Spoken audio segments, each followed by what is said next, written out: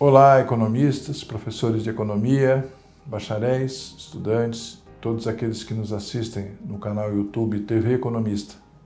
Continuando com a série Economista, o profissional do século XXI, eu gostaria de falar sobre a crise política e bélica, ou militar. Nós estamos vendo, de novo, aquilo que esperávamos pelo fim do século XX, não ver mais, que é ver a digladiação, a luta entre potências econômicas, políticas, a ideia de conquista sem negociação ou a negociação frustrada. A guerra não deveria ser nunca uma opção humana.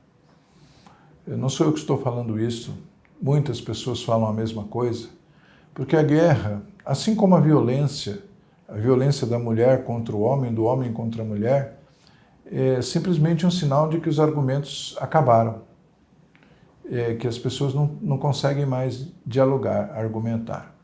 Pensamos que isso teria acabado no final do século XX, mas não, continuam.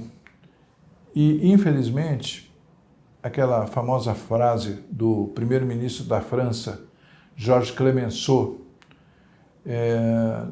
durante a Primeira Guerra Mundial, há mais de um século, ele disse: a guerra é um assunto muito importante para que a deixemos a cargo unicamente dos militares, dizendo que a categoria política, ou seja, os políticos deveriam interferir também na guerra. Hoje a gente vê uma mistura disso tudo, né? A gente vê militares e a gente vê políticos. Essa hegemonia, que de certo modo foi sendo mitigada, sempre houve e sempre haverá países mais fortes, ela continua nesse século XXI, agora com outras forças. Agora não sabemos exatamente a que vai ser levado. Só que tem um detalhe, tudo isto, a política, as guerras, elas são sustentadas, ou aliás, elas afetam e são sustentadas pela atividade econômica.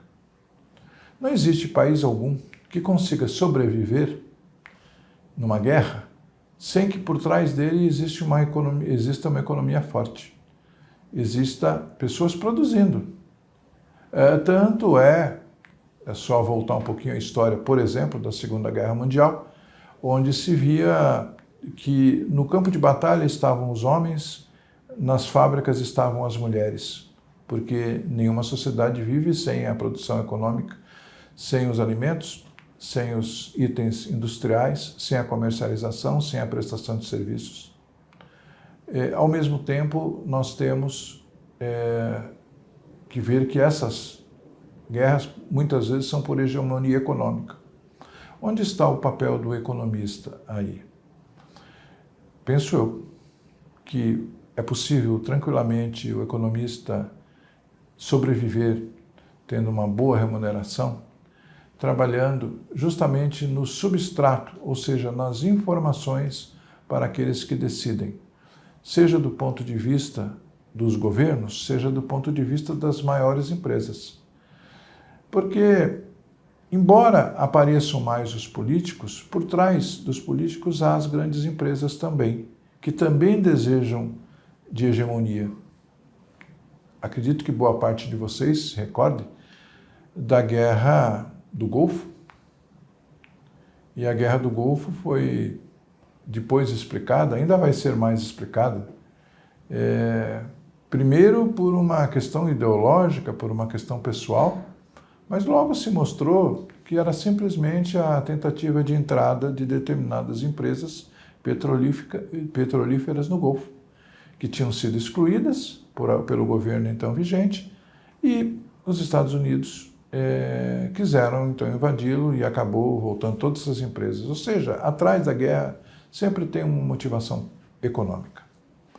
Então, o que eu quero dizer é que os economistas precisam preocupar-se com a questão política, porque é a sobrevivência da humanidade. Estou aqui eu gravando, mas eu não sei se amanhã não explode uma bomba que acabe com todos nós. Nós não podemos deixar que isso ocorra. Então, a política, de um modo geral, a política interna brasileira, também precisa ser subsidiada pelos estudos econômicos.